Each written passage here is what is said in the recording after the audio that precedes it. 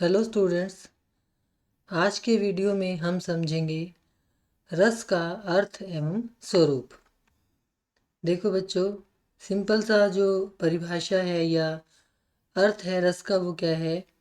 काव्य को पढ़ने, सुनने या देखने से, देखने मतलब जब हम रंगमंच पर नाटक को देखते हैं, जिस अलौकिक आनंद की प्राप्ति होती है उसे रस कहते हैं। ये तो हो गई इसकी परिभाषा या एक इसका सिंपल सा अर्थ। अब देखिए, आपको समझना क्या है कि वास्तव में रस है क्या। जब हम साहित्य को पढ़ते हैं, है ना, किसी गीत को सुनते हैं, गीत को सुनने से आप समझ सकते हैं इस बात को, या कविता को पढ़ने से या नाटक को देखने से हमें जो फील होता है, हमें मतलब जो महसूस होता है, अपने मन में महसूस होता है, तो वो जो, जैसे मान लीजिए आप कोई प्रेम भरा गीत सुनते हैं ना, उस गीत को सुनकर आपको अपने मन में जिस आनंद की अनुभूति होती है, यानी कि जिस सेटिस्फेक्शन का अनुभव होता है, वो जैसे वो हमें ऐसा लगता है कि वो हमारे ही मन की बात है ना। और हमें उसको सुनकर या उसको, मान लीजिए हम अगर मान टीवी देख रहे हैं या सिनेमा हॉल में मूवी देख रहे हैं, उसको देखकर, चाहे वो हम फिल्म देखें, चाहे वो हम गाना सुने या गाना देखें, कुछ भी देखें, सुने या देखें या पढ़ें, मतलब जिससे हमें एक आनंद का अनुभव होता है। अब आप कहेंगे आनंद क्या है? खुशी। आनंद खुशी नहीं है। आनंद क्या है? एक तरह से एक सेटिस्फेक्शन है। जैसे हम मतलब कोई कोई चीज़ हमें खाने में बहुत पसंद होती है ना, उसको खाकर हम कहते हैं आहा मज़ा आ गया, मतलब कि आनंद आ गया। तो वो जो सेटिस्फेक्शन का लेवल है, किसी को मीठा खाना पसंद है, किसी को नमकीन खाना पसंद है, किसी को लाइट टेस्ट पसंद है, किसी को तीखा टेस्ट पसंद है ना। तो वो चीज़ें क्या होती है, अगर हम खाने से उसको आनंद को जोड़ें, तो जो चीज़ हमें ज़्यादा पसंद होती है उसको खाने के बाद हम उसको महसूस करते हैं एक सेटिस्फेक्शन को, वो एक आनंद है, ठीक है ना। यही बात काव्य या कविता में, अब किसी को वीर रस की जो कविताएं हैं या वीर रस के गीत अच्छे लगते हैं, किसी को भक्ति के अच्छे लगते हैं, किसी को प्रेम के अच्छे लगते हैं, कोई प्रकृति की कविताएं अधिक लिखता है, कोई समाज की कविताएं अधिक लिखता है। तो ये क्या है? जिसको जिस चीज़ में आनंद की प्राप्ति होती है, वो उस मतलब वो ही उसको सेटिस्फेक्शन देता है। और कविता या साहित्य के संदर्भ में अगर हम बात करें, तो मतलब हमारे अपने अपने टेस्ट की, हमारे अपने अपने अनुसार जो चीज़ें हमें आनंद देती हैं, उसको हम रस कहते हैं, ठीक है। अब हम उसको भाग कर कर समझेंगे क्या है। देखो, काव्य शास्त्र क्या होता है, जिसमें काव्य के बारे में बहुत सारी चीज़ें बताई गई हैं। तो काव्य शास्त्र में रस की भी बहुत सारी परिभाषाएं दी गई हैं, लेकिन आचार्य भरत मुनि हुए थे, उन्होंने रस का एक सूत्र दिया था, ठीक है ना, जिसको हम आधार बनाकर रस को पढ़ते हैं। वो सूत्र क्या है? विभावानुभाव व्यभिचारी संयोगाद रस निष्पत्ति, यानी कि विभाव, अनुभाव और व्यभिचारी भावों के संयोग से रस की निष्पत्ति होती है। तो अब हमें समझना ये है कि विभाव क्या है, अनुभाव क्या है और व्यभिचारी भाव क्या है, और उस इन तीनों के संयोग से रस की निष्पत्ति कैसे होती है। देखिए, इससे पहले कि हम ये सारी चीज़ें पढ़ें, हमें समझना होगा कि जो स्थायी भाव है वो क्या होता है। स्थायी भाव वो भाव होते हैं जो हमारे मन में, सहृदय मतलब हम सब, हमारे हृदय में मूल रूप से विद्यमान होते हैं। यानी कि जब हम पैदा होते हैं तो कुछ भावनाएं हमारे अंदर उसी समय से हमारे अंदर होती हैं। जैसे कि एक छोटा बच्चा होता है, अगर हम उसको कुछ हर्ट करेंगे तो वो रोएगा, है ना। कुछ उसको अच्छा फील करवाएंगे तो वो हंसेगा। छोटे से बच्चे को हमने ना हंसना सिखाया, ना खुश होना सिखाया, ना रोना सिखाया, है ना। तो पीड़ा का अनुभव होने पर रोना और कुछ अच्छा लगने पर हंसना, खुशी प्रकट करना, ये सब क्या है? ये स्थायी भाव है और ये हमारे अंदर पहले से ही विद्यमान है।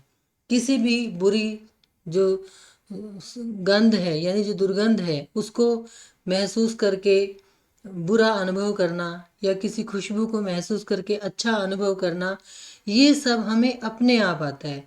इसके लिए हमें कोई ट्रेनिंग नहीं देता, कोई सिखाता नहीं है, ठीक है ना। तो ये क्या है, ये सब जो स्थायी भाव होते हैं ये हमारे मन में पहले से ही विद्यमान होते हैं। अब समझिए विभाव। विभाव को समझने के लिए आपको 3 चीज़ें समझनी है: आश्रय, आलंबन और उद्दीपन, ठीक है ना। आश्रय क्या है? वो जिसके मन में भाव पैदा होता है। यानी कि जैसे कि हमने किसी सुंदर फूल को देखा, ठीक है, उस फूल को देखकर हमें अच्छा लगा, मतलब हम एकदम से कह दें कि देखो कितना सुंदर फूल है। या फिर अगर हम साहित्य की बात करें, मान लीजिए हमने कोई कविता पढ़ी, कोई गाना सुना, तो उस गाने को सुनकर या उस कविता को पढ़कर हमारे मन में जो फील आया, तो हम कौन हो गए? आश्रय। और वो कविता, वो साहित्य या जो वो फूल था, वो कौन हो गए? आलंबन। यानी कि जिसको देखकर भाव पैदा होता है। यानी अगर हम 2 लोगों को लें, जैसे कि नायक और नायिका है ना, तो नायक और नायिका एक दूसरे के आश्रय और आलंबन है। नायक को देखकर नायिका के हृदय में प्रेम का भाव पैदा हुआ, तो ऐसी स्थिति में क्या हुआ, जो नायिका है वो, मैंने क्या मतलब, नायिका को देखकर नायक के मन में अगर प्रेम भाव पैदा होता है, तो नायक कौन है? आश्रय। और नायिका कौन है? आलंबन। यानी कि जिसके मन में भाव पैदा होगा वो कौन होगा? आश्रय। और जिसके मन में भाव पैदा होगा, जिसके मन में भाव पैदा होगा वो होगा आश्रय, और जिसको देखकर भाव पैदा होगा वो होगा आलंबन। इसको आप ऐसे भी समझ सकते हैं, जैसे कि आप टीवी पर फिल्म देख रहे हैं, टीवी पर कोई गीत सुन रहे हैं, तो आपके मन में उस फिल्म को देखकर जो भाव पैदा, कुछ भी भाव पैदा होता है, आप उसको देखकर हंसते हैं, आप अगर कोई पीड़ा का सीन है तो आप उसको देखकर रोते हैं, तो आप कौन है? आश्रय। और वो जो टीवी में सीन चल रहा है, जो साहित्य चल रहा है, जो कविता चल रही है, कोई गीत चल रहा है, वो क्या है? आलंबन। अब है उद्दीपन। उद्दीपन क्या होता है? आसपास का वातावरण जो हमारे भावों को तीव्रता देता है। जैसे कि मान लीजिए कि आप जो है ना, आप किसी कमरे में बैठे हैं, है ना, और वो कमरा चारों ओर से बंद है, बस एक दरवाज़ा जहाँ से आप एंटर किए, और आपके उस कमरे के दरवाजे पर कोई डरावनी चीज़, कोई डरावना पशु आ गया, तो आप उसको देखकर ज़्यादा डरेंगे। क्यों? क्योंकि एक तो आपने एक्सपेक्ट ही नहीं किया था कि वहाँ वैसी घटना हो सकती है, और दूसरी बात ये भी है कि आपके पास वहाँ से बचने का कोई उपाय नहीं है, क्योंकि बाकी तीनों तरफ से जो कमरा है वो बंद है, और जो जहाँ दरवाज़ा है वहाँ पर वो डरावनी कोई चीज़ है, ठीक है। तो क्या होगा, जो डर का भाव आपके अंदर पैदा होगा वो ज़्यादा होगा। यहाँ पर भी आश्रय कौन है? जो व्यक्ति डर रहा है। आलंबन कौन है? जिसको देखकर वो डर रहा है। उद्दीपन क्या है? वो वातावरण। अब अगर हम मान लीजिए जंगल में जाएं, हम कई बार जू में देखने के लिए जाते हैं जानवरों को, वहाँ पर भी जानवर होते हैं, उनको देखकर हमें डर नहीं लगता, क्योंकि हमें पता है कि हम एक सुरक्षित जगह पर खड़े हैं और वो हमें अटैक नहीं कर सकता। वहाँ पर तो भयानक जानवर को देखकर भी हमें डर नहीं लगता, क्योंकि हम सुरक्षित होते हैं। तो ये उद्दीपन हुआ ना, यानी कि उसी चीज़ को देखकर जब वो खुले में है, ओपन है कि हम पर अटैक कर सकती है, तो हमें डर ज़्यादा लगता है। जब हम बचाव की स्थिति में नहीं हैं तो और भी ज़्यादा लगता है। और यदि हम सुरक्षा के घेरे में हैं, यानी कि जैसे हम जू में जाते हैं और एक वो सुरक्षित गाड़ी में हमें लेकर जाते हैं और चारों ओर हम खुले जानवरों को घूमते हुए भी देखते हैं, तब हमें डर ज़्यादा नहीं लगता, क्योंकि हमें पता है कि हम सेफ जोन में हैं, सुरक्षित जोन में हैं।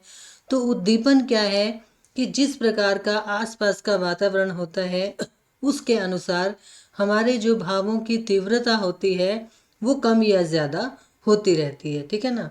जैसे हम किसी को सरप्राइज़ देते हैं तो वो हमें देखकर एकदम से, या कोई गिफ्ट देते हैं, कोई कुछ भी सरप्राइज़, मतलब हाँ, आप सरप्राइज़ पार्टी भी करते हैं, तो वो सरप्राइज़ देने का हमारा मतलब यही होता है कि जो खुशी है, किसी व्यक्ति को मिलने वाली जो खुशी है वो ज़्यादा हो, क्योंकि उसने अभी उम्मीद ही नहीं की होती वैसा होने की, और वैसा हो जाता है। तो ये क्या है? उद्दीपन।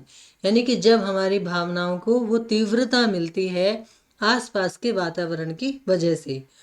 तो अब आपको ये समझ आ गया होगा, विभाव के अंतर्गत 3 चीज़ें हमें समझनी है, आश्रय, आलंबन और उद्दीपन। आश्रय कौन है? जिसके मन में भाव पैदा होता है। आलंबन कौन है? जिसको देखकर भाव पैदा होता है, चाहे वो व्यक्ति है, चाहे वो वस्तु है, चाहे कोई फिल्म है, कुछ भी है। और उद्दीपन क्या है? जो आसपास का वातावरण होता है। अब है अनुभव। देखिए अनुभव क्या होते हैं। जब भी हम किसी चीज़ को, जैसे अभी हमने किसी डरावनी चीज़ का उदाहरण लिया है ना, अब हम बैठे हैं कमरे में अपना काम कर रहे हैं, बाहर अचानक से कोई डरावनी चीज़, कोई डरावना जानवर आ गया है ना, तो हम कोई आराम से थोड़ा ना बैठे रहेंगे। हम क्या करेंगे? हम रोएंगे, चिल्लाएंगे, भागेंगे। अब हमारा रोना, चिल्लाना, भागना, दौड़ना, कुछ भी, अगर हमारे पास रास्ता होगा भागने का तो भाग भी जाएंगे, है ना। वायु काम कम कपाना, ये सारे मतलब शरीर से जो हम चेष्टाएं करते हैं, वो सारी चेष्टाएं, शारीरिक चेष्टाएं यानी शारीरिक क्रियाएं अनुभाव के अंतर्गत आती हैं। जैसे मान लीजिए कि अब हम नायक नायिका का उदाहरण अगर लेते हैं कि नायिका है, वो बाग में बैठी हुई है, अपने नायक का इंतज़ार कर रही है। नायक जैसे ही आएगा तो वो शांत तो नहीं बैठी रहेगी, वो उठेगी, चलेगी, या हंसेगी, या उठकर अपने प्रिय के पास जाएगी, कुछ तो वो करेगी। तो वो जो शारीरिक शारीरिक चेष्टाएं हैं, वो इसके ही अंतर्गत आती हैं, कि अनुभाव के अंतर्गत आती हैं। अनुभाव भी 2 तरह के हैं, सात्विक और कायिक। सात्विक में क्या होता है कि जब हम मतलब हमारे शरीर में ऐसे कोई, मतलब हमारे हाथ पैर हिलते हुए या चलते उठते हुए दिखाई नहीं देते, लेकिन हमारे अंदर अपने आप फीलिंग आती हैं। जैसे कि मान लो किसी डरावनी चीज़ को देखकर हम कंप आने लगते हैं, या हमें पसीने छूट जाते हैं, हम जब कभी डरते हैं ना, हमने शरीर से किया कुछ नहीं, लेकिन अपने आप ही बॉडी से रिएक्शन इस तरह के आए कि वो हमारी जो फीलिंग है वो अपने आप चेहरे पर आ गई। या फिर हम, जो दूसरी बात मैंने आपको कही कि कोई उठकर किसी से मिलने जाएगा, दौड़ेगा, बैठेगा, चलेगा, कुछ भी, मतलब आपके घर अचानक से कोई प्यारा मेहमान आ जाता है तो आप चिल्लाने लगते हैं, अरे वाह, ऊंचा बोलने लगते हैं, या उनका वेलकम करते हैं। तो वो क्या है? वो सारे अनुभव हैं जो हमारे मन में अपने उस प्रिय व्यक्ति के प्रति प्रेम का भाव पैदा करते हैं। तो वो जो प्रेम का भाव था उसका संचार हुआ, है ना। और जो प्रेम है वो स्थायी भाव है। भी किसी भी पर्टिकुलर व्यक्ति के प्रति आपके मन में प्रेम है, किसी भी चीज़ के प्रति आपके मन में घृणा है, किसी चीज़ के प्रति आपके मन में एक मतलब कह देंगे ईर्ष्या की भावना, कुछ भी, मतलब ऐसा, तो वो क्या है? कोई डर है, कोई प्रेम है, कोई ईर्ष्या है, कोई घृणा है, वो सारे भाव हमारे अंदर हैं। संचारी भाव या व्यभिचारी भाव क्या करते हैं? उस भाव को उस भाव का संचार कर देते हैं, यानी कि जो स्थायी भाव हमारे अंदर रहता है उसको, उसका संचार करके वो विलुप्त हो जाते हैं। यानी कि व्यभिचारी भाव का काम क्या है? एक तरह से ट्रिग करना।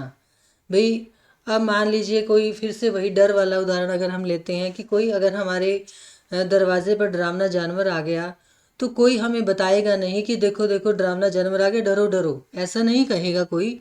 हमारे भीतर जो स्थायी भाव है डर का, वो अपने आप उठेगा, मतलब उसका संचार होगा, और हमारे मन में डर पैदा हो जाएगा।